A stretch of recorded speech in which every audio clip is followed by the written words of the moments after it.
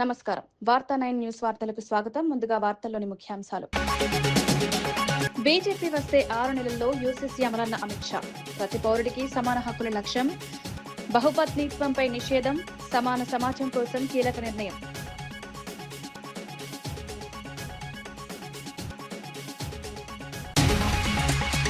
Congress BRS బొమ్మ బొరుసులున్న రఘునందన్ విమర్శ. కాళేశ్వరంపై పూర్తి సీబీఐ విచారణ. ఒకరినొకరు కాపాడుకుంటున్నారన్న ఆరోపణలు. రైతుల సమస్యలపై నిర్లక్ష్యం.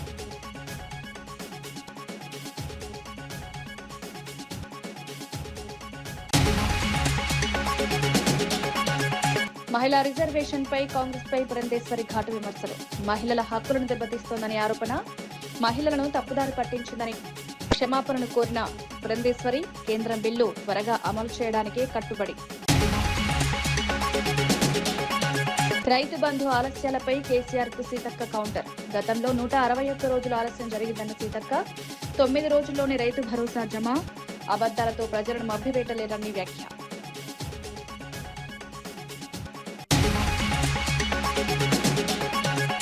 డేంజర్ లీడర్ అంటూ స్టాలిన్ వ్యాఖ్యలు. తమిళనాడు రక్షణలో తాను డేంజర్ అన్న స్టాలిన్. రాష్ట్రానికి హాని చేసే శక్తులపై కఠిన చర్యలు. తమిళ గౌరవం కోసం రాజీ పడనన్న స్టాలిన్.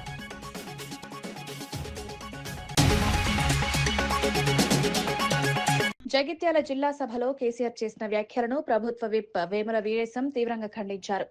కేసీఆర్ మాటల్లో వాస్తవం లేదని, అవి పాత చింతకాయ పచ్చడిలా ఉన్నాయని విమర్శించారు. మాటల్లో విషయం కంటే విషమే ఎక్కువగా ఉందని మండిపడ్డారు.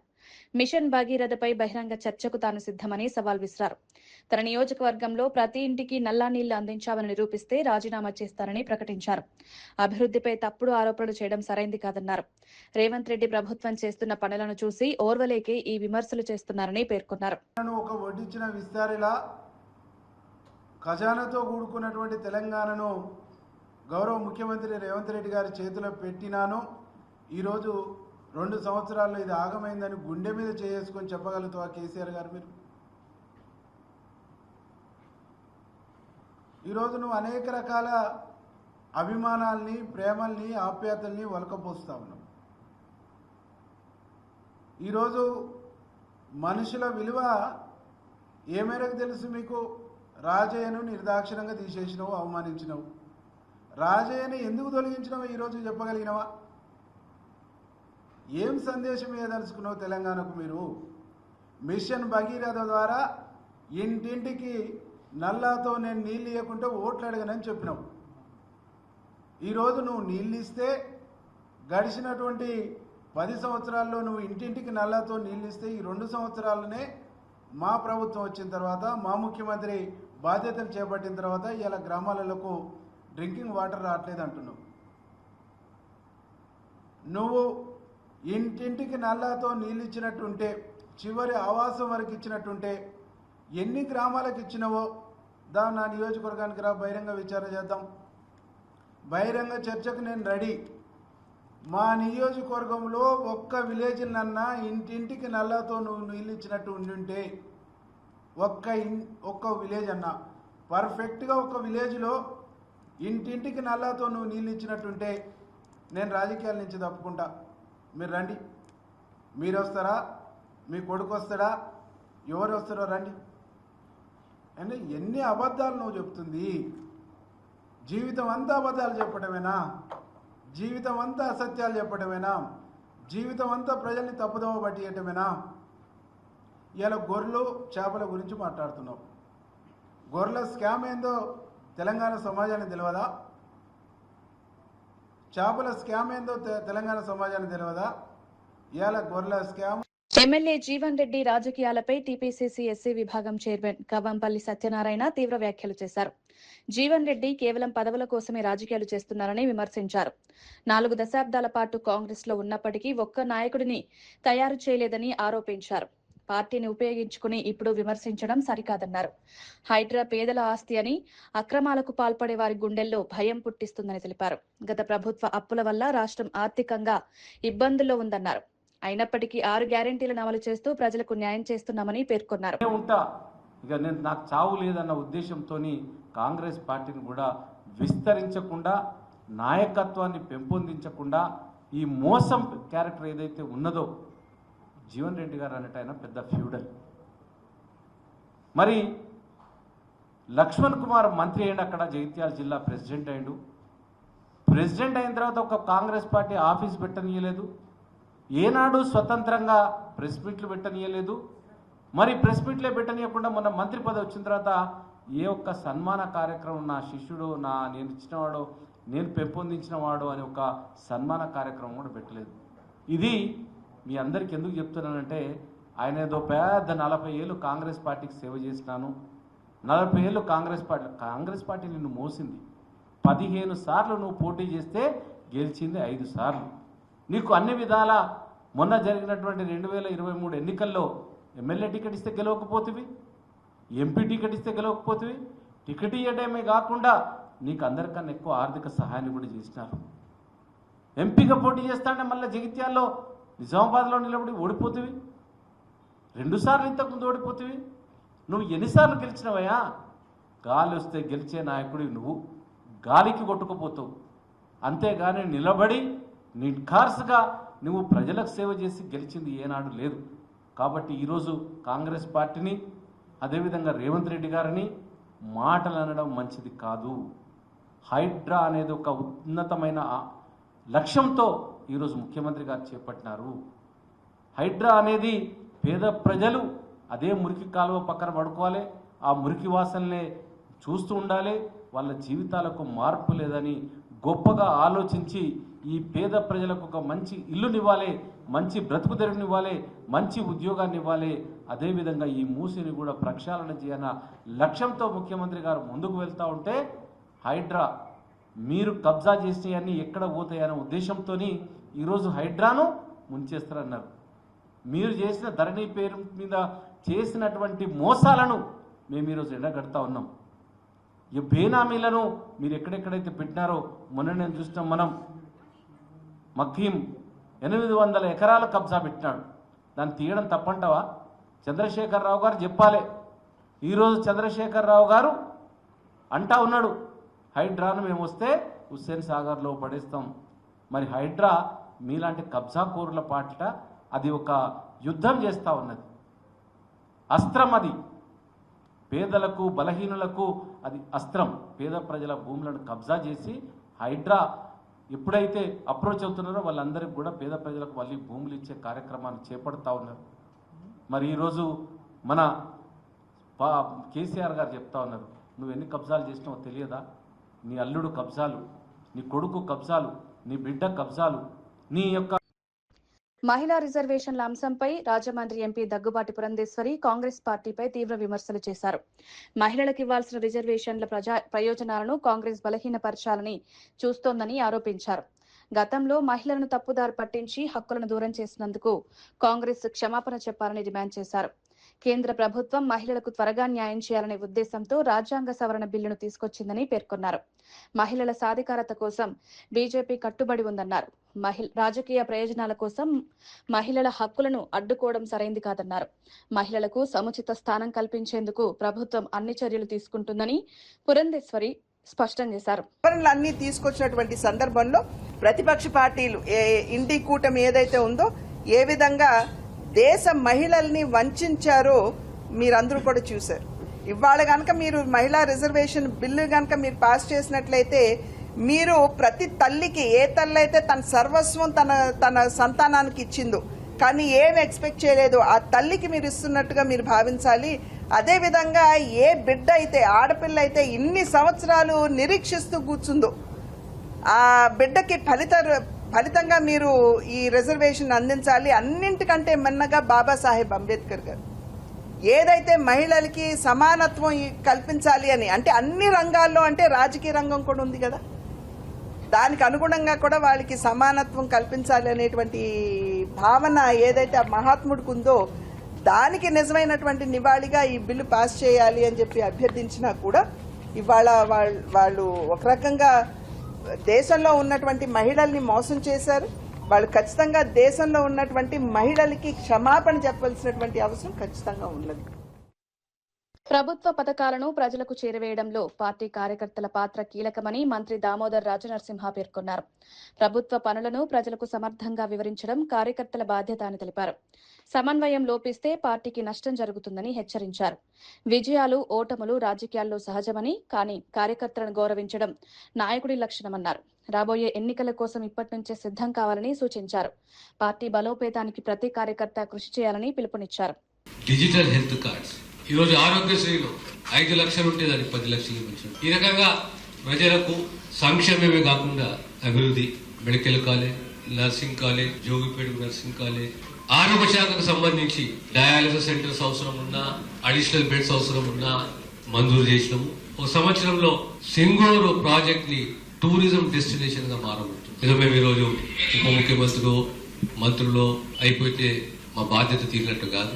ఓటమి చూసినాము, గెలుపు చూసినాము, కానీ కార్యకర్తలే విశ్వసించింది. ప్రజలను నమ్మినాం, పార్టీని నమ్ముకున్నాం. రేపు కార్యకర్తలను కాపాడుకునే బాధ్యత మా అందరిపైన ఉంది. రాబోయే ఎన్నికలు కలిసికట్టుగా ముందుకు పోదాం, ప్రజలకు సేవ చేద్దాం. రైతుల సంక్షేమమే ప్రభుత్వ ప్రధాన లక్ష్యమని రాష్ట్ర ఫిషరీస్ చైర్మన్ మెట్టు సాయి కుమార్ తెలిపారు. ముఖ్యమంత్రి రేవంత్ రెడ్డి విడుదల చేసిన 2వ విడత రైతు భరోసా నిధులపై ఆయన హర్షం వ్యక్తం చేశారు. గత 10 ఏళ్ల పాలనలో రైతులు ఎన్నో ఇబ్బందులు ఎదుర్కొన్నారని గుర్తు చేశారు. ప్రస్తుత ప్రభుత్వం రైతుల పక్షాన నిలబడి సహాయం చేస్తోందన్నారు. రైతు సమస్యలను పరిష్కరించేందుకు చర్యలు తీసుకుంటున్నామని పేర్కొన్నారు. కేసీఆర్ ఫామ్ హౌస్ కే పరిమితమయ్యారని విమర్శించారు. ప్రజలు ఆయన మాటలను నమ్మే పరిస్థితి లేదన్నారు. రైతుల అభివృద్ధి కోసం ప్రభుత్వం కృషి కొనసాగిస్తుందని స్పష్టం చేశారు.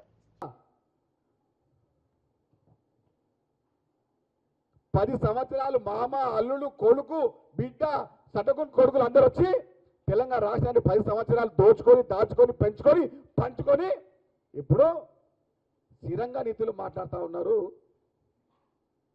పునీతమైన మాటలు మాట్లాడుతూ ఉన్నారు. మీ అందరినీ కల్లకుంట తారక రామారావు రావుని, తన్నీరు హరీష్ రావుని, అదేవిధంగా జోగిలిపల్లి సంతోష్ రావుని, కల్లకుంట చంద్రశేఖర్ రావుని అందరినీ ఒకటేసారి బొందబెట్టింది 2023 డిసెంబర్ 3న ముఖ్యమంత్రిగా రేవంత్ రెడ్డి గారు ప్రమాణించిన రోజు అది. ఎన్ని మాట్లాడినా, ఎన్ని కపట మాటలు మాట్లాడినా, ఎన్ని ముసరి కన్నీళ్లు కాల్చినా, ఎన్ని దుసరాష్ట్ర కౌగిలించినా మీరు 10 సంవత్సరాలు ఫామ్ హౌస్కే పరిమితం కావాల్సిందే. కల్వకుంట్ల చంద్రశేఖరరావు గారు ఇప్పుడు ప్రతిపక్ష హోదాలు ఉన్నారు. ముఖ్యమంత్రి గారు ఒక మాట చెప్పినంటే అది 100కు 100% చేసి చూపిస్తున్న ఘనత యనుమల రేవంత్ రెడ్డి గారిది మాత్రమే. చెప్పిన ప్రకారంగా మిమ్మల్ని అధికారించమన్నారు, దించి చూపించారు. 2029లో బీఆర్ఎస్ పార్టీకి ప్రతిపక్ష హోదా రాకుండా కూడా చూసుకుంటున్న ప్రతి మాటకు 100కు 100% అది నిజమై తీరుతుంది. వచ్చే ఎన్నికల్లో కల్వకుంట్ల చంద్రశేఖరరావు, తన్నీరు హరీష్ రావు, అదేవిధంగా కల్వకుంట్ల తారక రామారావు కూడా మాజీలు కాక తప్పదు. సిరిసిల్ల, సిద్దిపేట్, S1, S2 ఈ ఇద్దరు తాజా మాజీలు కాక తప్పదు. అహంకారంగా మాట్లాడుతూ ఉన్నారు, మదమెక్కి మాట్లాడుతూ ఉన్నారు. గత 10 సంవత్సరాలు లక్షల వేల కోట్ల రూపాయలు దోచుకొని ఆ దాచుకున్న డబ్బుతో అహంకారంగా మాట్లాడుతూ ఉన్నారు. మాజీ సీఎం కేసీఆర్ వ్యాఖ్యలపై మంత్రి సీతక్క ఘాటు విమర్శలు చేశారు. బీఆర్ఎస్ హయాంలో రైతు బంధు పంపిణీ ఆలస్యంగా జరిగిందని గణాంకాలతో సహా వివరించారు. 2018 యాసంగిలో 161 రోజులు, 2022-23లో 148 రోజులు పట్టిందని గుర్తు చేశారు. కానీ ప్రస్తుత ప్రభుత్వం కేవలం 9 రోజుల్లోనే 9,000 కోట్ల రైతు భరోసా నిధులను రైతుల ఖాతాల్లో జమ చేస్తుందని స్పష్టం చేశారు. గతాన్ని మర్చిపోయి మాట్లాడడం సరికాదన్నారు. రైతులను ఇబ్బంది పెట్టిన పాలనను ప్రజలు మర్చిపోలేరని పేర్కొన్నారు. కాంగ్రెస్ ప్రభుత్వం రైతులకు అండగా నిలుస్తుందని తెలిపారు. సందర్భాలు చాలా ఉన్నాయి. అదే విధంగా వాళ్ళు చేసినటువంటి అప్పులు, మేము మొదటి నుంచి చెప్తున్నాం, చేసినటువంటి అప్పులకు వడ్డీలు కట్టడానికే ఈ రోజు ఉన్నంత ఇన్కమ్ అంతా కూడా అటుపోతుంది. వాళ్ళు 11-12% వడ్డీకి తెస్తే మేము 7%కు తగ్గించడం కూడా మన ముఖ్యమంత్రి గారు తగ్గించడం కూడా జరిగింది. కాబట్టి కొన్ని ఆర్థిక ఇబ్బందుల మూలంగానే లేట్ అయినా మేము ఒకవేళ అందుబాటులో ఏదైనా వెసులుబాటు రాగానే అదే 9 రోజులలో 9,000 కోట్ల రూపాయలు వేసినటువంటి చరిత్ర కూడా ఉంది. ఇప్పుడు కొన్ని ఆర్థిక ఇబ్బందులు మరి వడ్డీలో అటు పోవడంతో ఇబ్బంది ఉండడం మూలంగా ఆపడం తప్ప రైతుల మీద చిత్తశుద్దితోటే రైతులకు రైతు బోనస్ గాని రైతు భరోసా గాని అదే విధంగా మరి 21,వేల కోట్ల రూపాయలు రుణమాఫీ గాని ఇలాంటివన్నీ కూడా మేము చేపట్టడం జరిగింది. వాళ్ళు 10 సంవత్సరాలలో 1,00,000 రూపాయలు మాఫీ చేయడము 4 విడతలుగా గగనమైంది. వాళ్ళు చేయకుండా ఫస్ట్ విడతలో మాఫీ చేయకుండా వాళ్ళ ఖాతాలన్నీ మరి డిఫాల్టర్లుగా పెట్టడంతో ఇప్పుడు మాఫీ చేసే ఖాతాలోకి రాలేకపోయింది. అది కూడా వాళ్ళు చేసినటువంటి పాపమే. 2016-17లో జరగాల్సినటువంటి మాఫీని ఆ రుణమాఫీ జరగకుండా వాళ్ళు అట్లనే వదిలేయడంతో వాళ్ళు మేము ఎప్పటి నుంచి చేస్తామన్నాం 2018 తర్వాత ఏదైతే ఉందో ఆ వాటికి మన గవర్నమెంట్ వచ్చిన తర్వాత 23 నుంచి మనం ఒప్పుకోవడం జరిగింది. కానీ వాళ్ళు అసలు చాలా లక్షల మంది ఖాతాలను క్లోజ్ చేసి డిఫాల్టర్ గా పెట్టడంతో మరి అవన్నీ కూడా మిగిలిపోవడం జరిగింది. అయినా కూడా వచ్చిన 6 నెలల్లో 21,000 కోట్ల రూపాయలు రుణమాఫీ చేసినటువంటి ఘనత మరి కాంగ్రెస్ ప్రభుత్వంది, ఇందిరమ్మ ప్రభుత్వంది. ఈ దేశంలోనే మొట్టమొదటిసారి దేశంలో రుణమాఫీ చేసిన ఘనత కూడా ఆనాడు వైఎస్ఆర్ గారిది. ఉచిత కరెంటు రైతులకు ఇచ్చింది కూడా దేశంలో కాంగ్రెస్ ప్రభుత్వందే. అనేక సంక్షేమ కార్యక్రమాలు చేపట్టడం జరిగింది. కాబట్టి వారు ఏదో గొప్ప చేసిన బంగారుమయం ఏం చేయలే, బాధలమయం, అప్పులమయం, అప్పులకు వడ్డీలు ఇవే నడుస్తున్నాయి. కాబట్టి ఈ రోజు రైతులకు ఇచ్చిన ఏ మాట తప్పకుండా ఖచ్చితంగా నిలబెట్టుకుంటాం. మహిళలను కూడా చిన్న చూపు చూసే విధానం మానుకోవాలి. మహిళలకు ఈ రోజు స్వేచ్ఛ దొరికితే, ఆర్థిక స్వతంత్రం దొరికితే ఆగమాగమైపోతున్నారు మరి దొరల కుటుంబం. అంటే వాళ్ళ బిడ్డలే, వాళ్ళ కొడుకులే రాజ్యాలు ఏలాలే, వాళ్ళ కొడుకులే, వాళ్ళ బిడ్డలే మరి స్వతంత్రంగా ఉండాలి. కానీ మిగతా ఏ బిడ్డ స్వతంత్రంగా ఎదగకూడదు, ఏ మహిళ బయటకు వచ్చి మరి స్వతంత్రంగా తిరగకూడదు అనేటువంటి కుట్రలతోటే ఇవాళ ఉచిత బస్సు మీద కూడా మరి తప్పుడు మాటలు మాట్లాడుతున్నారు. ఇది కరెక్ట్ కాదు. ఒక ఏజ్డ్ పర్సన్, ఒక 10 సంవత్సరాలు ముఖ్యమంత్రిగా చేసినటువంటి వ్యక్తి మహిళల్ని కించపరిచే రకంగా మాట్లాడి ఆ యొక్క స్కీమును తప్పించే కుట్ర చేయడం అంటే వీళ్ళు ఆ ఫ్రీ బస్సును తీసేయాలనేదే వాళ్ళ యొక్క ఉద్దేశం. కాబట్టి ఆ ఉద్దేశాన్ని, ఆ కుట్రల్ని మహిళా లోకమంతా అర్థం చేసుకుంటోందని కూడా ఈ సందర్భంగా తెలియజేస్తాను. జగిత్యాల సభలో కేసీఆర్ జీవన్ రెడ్డి చేసిన వ్యాఖ్యలపై టీపీసీసీ ప్రధాన కార్యదర్శి గజ్జల కాంతం తీవ్రంగా స్పందించారు. 4 దశాబ్దాల పాటు కాంగ్రెస్ లో పదవులు అనుభవించి ఇప్పుడు అదే పార్టీపై విమర్శలు చేయడం జీవన్ రెడ్డి నీచత్వానికి నిదర్శనమని మండిపడ్డారు. తెలంగాణ రాష్ట్రం కేసీఆర్ వల్ల రాలేదని, 1200 మంది అమరవీరుల త్యాగాలతో సాధించబడిందని గుర్తు చేశారు. కేసీఆర్ గతంలో చేసిన దీక్షలు ప్రజలను మోసం చేసేందుకేనని ఆరోపించారు. దళితులు, బీసీలకు న్యాయం చేయకుండా వంచారని విమర్శించారు. ప్రజల భావోద్వేగాలను ఉపయోగించుకుని రాజకీయ లాభాలు పొందారన్నారు. కాంగ్రెస్ పార్టీని నిజమైన ప్రజాపక్ష పార్టీగా నిలుస్తుందని స్పష్టం చేశారు. తెలంగాణ భవిష్యత్తు కోసం కాంగ్రెస్ పార్టీని అధికారులకు తీసుకురావాలని లక్ష్యం కొద్దీ తెలంగాణ రాష్ట్రం తిరిగి రాష్ట్రంలో కాంగ్రెస్ పార్టీని అధికారులకు తీసుకొచ్చినటువంటి మా ముఖ్యమంత్రి రేవంత్ రెడ్డి గారిని నువ్వు మాట్లాడతావా? ఏంటంటే నువ్వు బాధ్యతలు మోసినావా? సిగ్గుండాలా మాట్లాడడానికి? మాట్లాడే ముందు జాగ్రత్తగా మాట్లాడని నేర్చుకో జీవన్ రెడ్డి గారు. నువ్వు వయసులో పెద్దవు కాబట్టి నేనేం మాట్లాడకుండా వదిలేస్తున్నా. నువ్వేం చేయలేవు. మా ముఖ్యమంత్రి రేవంత్ రెడ్డి గారు ఎంటిక కూడా వీకలేవు నువ్వు. అది చెప్తున్నా మేము. రెండవది, ఏమయ్యా నీకు ఈ విషయాలన్నీ మాట్లాడినావు. ఏమయ్యా నీకు తెలంగాణ ఉద్యమం గురించి జీవన్ రెడ్డి గారు నీకేం తెలుసు? నువ్వు ఏం త్యాగం చేసి నువ్వు ఏం బీకినావని తెలంగాణ ఉద్యమం గురించి మాట్లాడావు.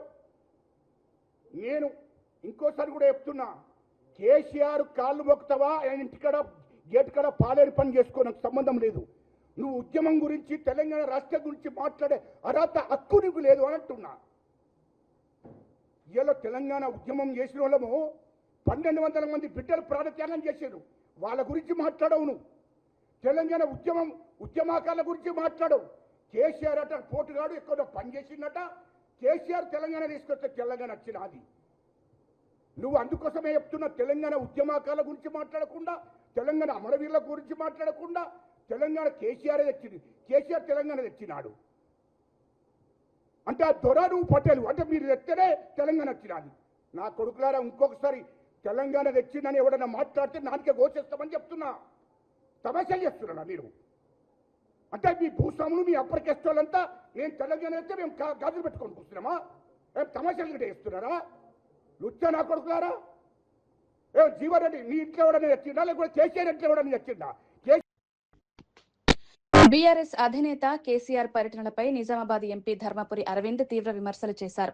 కేసీఆర్ శకం ముగిసిపోయిందని, ఆయన ప్రజల కోసం కాకుండా కుటుంబ ప్రయోజనాల కోసం మాత్రమే బయటకొస్తున్నారని ఆరోపించారు. ఏడాదికొకసారి మాత్రమే ప్రజల్లోకి వస్తున్నారని, ఇది టీవీ సీరియల్ లాంటి రాజకీయమని ఎద్దేవా చేశారు. ప్రజల మధ్య నిరంతరం ఉండాల్సిన బాధ్యతను కేసీఆర్ మర్చిపోయారని విమర్శించారు. తెలంగాణ ఉద్యమం విద్యార్థులు, ఉద్యోగుల త్యాగాలతో సాధించబడిందని గుర్తు చేశారు. కేసీఆర్ కేవలం దానికి నాయకత్వం వహించారని అన్నారు. ప్రజలు ఇప్పుడు నిజాలను అర్థం చేసుకుంటున్నారని పేర్కొన్నారు. నువ్వు ప్రతిపక్ష నేతవి, ప్రతిరోజు రోడ్డు మీద ఉండాలి, అసెంబ్లీలో ప్రతిరోజు నిలదీయాలి ప్రభుత్వాన్ని. ఏదో సంవత్సరంకోసారి వచ్చి ఊర్ల పేర్లు, కాన్స్టిట్యున్సీల పేర్లు కూడా గుర్తుకొస్తలేవు ఆయనకి. నేను కేసీఆర్ 60లలో ఉన్నాడు అనుకున్నా, అసలు ఏజ్ కూడా చెప్పేసుకున్నాడు ఆయన. 72 అని అంటే నెక్స్ట్ ఎలక్షన్కి 75 ఉంటాడు ఆయన. కేసీఆర్ శకం ముగిసిందయ్యా. ఊరికే నీ కొడుకు కోట్లు వేయరని చెప్పి నువ్వు ఏదో ప్రయత్నాలు చేయకు. It is over. ఈయన చాలా పాయింట్లు మాట్లాడిందండి. ఇగో ఇవన్నీ ఇటు ఇటు నిండిపోయింది పేజు. ఈ కేసీఆర్ బయటకు వచ్చి 1 by 1 అన్నీ గుర్తు చేద్దాం. దుబాయ్ వలసలు, నాకు ఎన్ఆర్ఐల మీద ప్రత్యేకమైన శ్రద్ధ ఉంటుంది. నాకు సీరియల్ వస్తాయి, మంచి మంచివి, కొత్త కొత్త సీజన్లు వస్తాయి. 2 సంవత్సరాలకి సీజన్ వచ్చినాక మళ్ళీ 2 సంవత్సరాలు గ్యాప్ ఇచ్చి షూటింగులు చేసి కొత్త సీజన్ వస్తుంది. అట్లా కేసీఆర్ కూడా. రాష్ట్ర రాజకీయాల్లో కాంగ్రెస్, బీఆర్ఎస్ పార్టీలపై బీజేపీ ఎంపీ రఘునందన్ రావు తీవ్ర వ్యాఖ్యలు చేశారు. ఈ రెండు పార్టీలు బొమ్మ బొరుసు లాంటివని విమర్శించారు. ఓటుకు నోటు కేసులో రేవంత్ ను కేసీఆర్ కాపాడారని, ఇప్పుడు కాళేశ్వరం కేసులో కేసీఆర్ కుటుంబాన్ని రేవంత్ కాపాడుతున్నారని ఆరోపించారు. కాళేశ్వరం ప్రాజెక్టుపై పూర్తి స్థాయి సీబీఐ విచారణ ఎందుకు చేయడం లేదని ప్రశ్నించారు. రైతుల సమస్యలపై ఇరు పార్టీలు నిర్లక్ష్యం వహిస్తున్నాయని మండిపడ్డారు. ప్రజలు ఈ విషయాలను గమనిస్తున్నారని అన్నారు. 2026 తర్వాత బీఆర్ఎస్ రాజకీయంగా నిలవదని అభిప్రాయం వ్యక్తం చేశారు.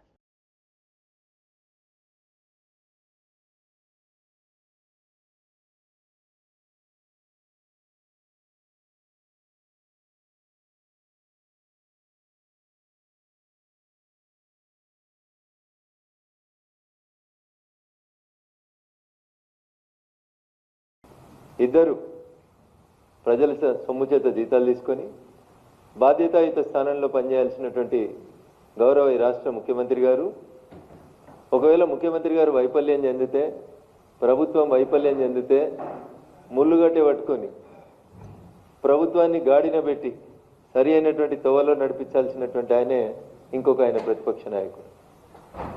దాదాపు అన్ని దినపత్రికలలో పొద్దుగా లేచి ఇద్దరు కలిసి తెలంగాణ రాష్ట్రాన్ని అభివృద్ధి చేసేందుకు, తెలంగాణ రాష్ట్ర ముఖ చిత్రాన్ని మార్చేందుకు ఏమేమి హామీలు ఇచ్చిరో చూద్దామని పొద్దుగా లేచి పేపర్లు చదివినండి. 3 గంటలు చదివాను అన్ని పేపర్లు, తెలుగు, హిందీ, ఇంగ్లీష్, ఉర్దూ అన్ని చదువుకొని వచ్చి. ఒక ఆయన అంటాడు నా సాగు కోరుతున్నారు, వాని సంగతి చూస్తా అంటాడు. ఇంకొక ఆయన అంటాడు వాళ్ళకి ప్రతిపక్ష హోదా రాకుండా చేస్తా నేను, లేకపోతే నా పేరు మార్చుకుంటా అంటాడు. అన్న నువ్వు పేరు మార్చుకుంటే ఈ రాష్ట్ర ప్రజలకి ఏం రాదు, ఆయన సచ్చినా మాకేం రాదు, బతికినా మాకేం రాదు. ఆయన ఫామ్ హౌస్ కాడికి రైతులు వచ్చి ఆత్మహత్యలు చేసుకుంటే పైసలు ఇవ్వక 10 ఏళ్ళు పాలించిన ఆయన ఊర్ల పేర్లతో సహా చెప్పినాం. దౌలతాబాద్ దుబ్బాక నియోజకవర్గం వాళ్ళు, గజ్వేల్ నియోజకవర్గానికి సంబంధించి. తమిళనాడు ఎన్నికల ముందు సీఎం ఎంకే స్టాలిన్ విడుదల చేసిన వీడియో రాజకీయ వర్గాల్లో చర్చనీయాంశమైంది. కరుణానిధి కంటే ప్రమాదకరమైన నాయకుడిని విమర్శలు వచ్చిన సందర్భాన్ని గుర్తు చేసుకుంటూ స్పందించారు. తనను తండ్రితో పోల్చుకోలేనని, కానీ రాష్ట్రాన్ని కాపాడడంలో తాను డేంజర్ అవుతానని స్పష్టం చేశారు. తమిళనాడుకు దోహం చేసే శక్తులపై కఠినంగా వ్యవహరిస్తారన్నారు. అభివృద్ధిని అడ్డుకునే వారిపై పోరాటం కొనసాగిస్తానని తెలిపారు. తమిళుల గౌరవం, రాష్ట్ర ప్రయోజనాల కోసం ఎప్పటికీ రాజీ పడనని స్పష్టం చేశారు. எண்ணிக்கல முந்து ఈ వ్యాఖ్యలు రాజకీయ వాతావరణాన్ని వేడెక్కించాయి. சட்டமன்ற தேர்தல் அந்த சமயத்தில் சில பேர் ஸ்டாலின் இஸ் மோர் டேஞ்சரஸ் தென் கருணாநிதினு சொன்னாங்க. கலைஞரோட என்னை எப்போவுமே ஒப்பிட முடியாது. அவரை நான் அப்பான்னு கூப்பிட்டதை விட தலைவர்னு கூப்பிட்டது தான் அதிகம்.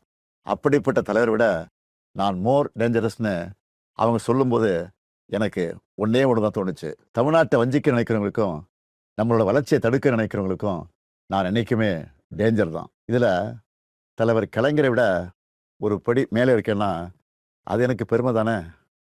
ஏன்னா இதெல்லாம் நம்ம தமிழர்களுடைய பிளட்லேயே இருக்குது.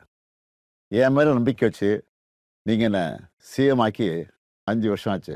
ஸ்டாலின் சார் சிஎம் ஆனதெல்லாம் ஓகே, இந்த 5 வருஷத்தில் மக்களுக்கு என்ன பண்ணியிருக்கீங்க அப்படின்னு யாராவது கேட்டால் நம்மளால் மணிக்கணக்காக, ஏன் நாள் கணக்காக கூட பேச முடியும். முக்கியமாக எப்போவுமே தமிழ்நாட்டை வஞ்சிக்கிற ஒன்றிய அரசை எதிர்த்து தமிழ் மக்களுக்காக சண்டை செஞ்சிருக்கிறத இன்னும் பெருமையாக என்னால் சொல்லிக்க முடியும்.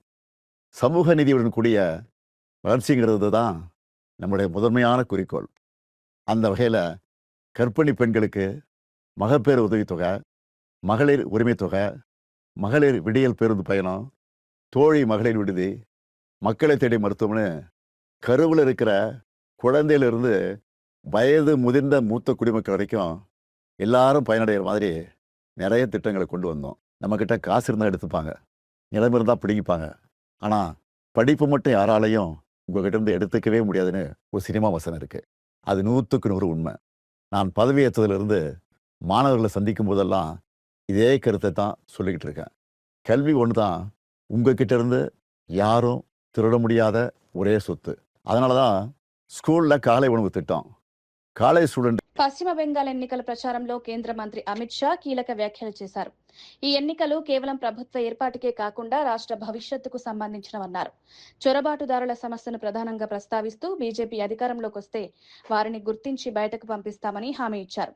మమతా బెనర్జీ ప్రభుత్వం చొరబాటుదారులను కాపాడుతోందని ఆరోపించారు. రాష్ట్ర భద్రత, అభివృద్ధి కోసం బీజేపీకి మద్దతునివ్వాలని ప్రజలను కోరారు. घुसपैठियों से मुक्त बनाने का चुनाव है, घुसपैठियों से मुक्त। कुल्टी वालों मुझे बताओ, बंगाल से घुसपैठिए को निकालना चाहिए या नहीं निकालना चाहिए? ये दीदी कहती है घुसपैठिए को बचा कर रहो। मैं आपको वादा कर कर जाता हूं, 23 तारीख को कमल के निशान पर बटन दबा दीजिए। 5 तारीख को भाजपा सरकार बना दीजिए। बंगाल में से एक एक घुसपैठियों को चुन चुन कर निकालने का काम। వార్తలు ముగించే ముందు ముఖ్యాంశాలు మరోసారి. బీజేపీ వస్తే 6 నెలల్లో యూసీసీ అమలన్న అమిత్ షా. ప్రతి పౌరుడికి సమాన హక్కుల లక్ష్యం. బహుపత్నీత్వంపై నిషేధం. సమాన సమాజం కోసం కీలక నిర్ణయం.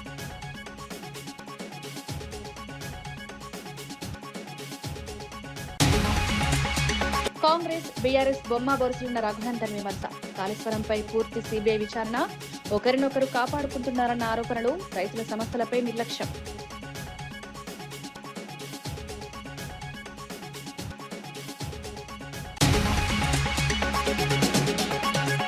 మహిళా రిజర్వేషన్ పై కాంగ్రెస్ పై పురంధేశ్వరి ఘాటు విమర్శలు.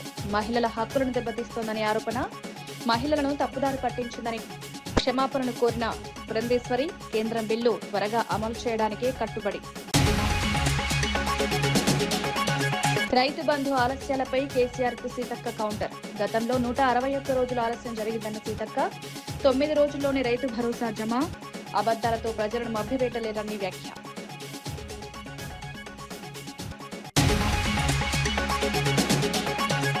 డేంజర్ లీడర్ అంటూ స్టాలిన్ వ్యాఖ్యలు. తమిళనాడు రక్షణలో తాను డేంజర్ అన్న స్టాలిన్.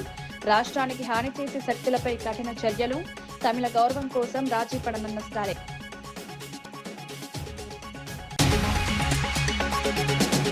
ఇవి ఈనాటి వార్తా విశేషాలు. మరో బులెటిన్లో మళ్ళీ కలుద్దాం. నమస్కారం.